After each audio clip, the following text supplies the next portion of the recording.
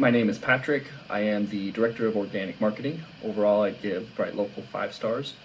And for more reviews like this, click below.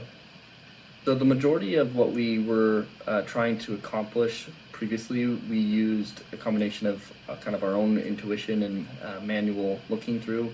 We considered looking at Yext and decided that their model wasn't what was best for us, and so that's kind of what spurred us into using BrightLocal instead.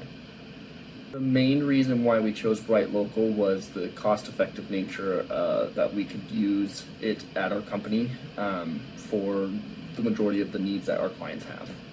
BrightLocal was pretty easy to onboard and use. It's a pretty slick, intuitive system. We've been able to continue to onboard other clients and other employees on our end pretty seamlessly. It was very easy to get started. The main recommendation I have is be familiar with kind of all of that it has to offer.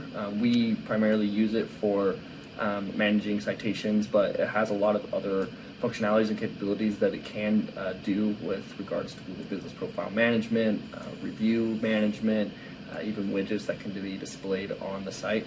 But if you need something that is going to be extremely easy and straightforward to use with your existing solutions for citation management in particular, BrightLocal is easily the best one that we found out there.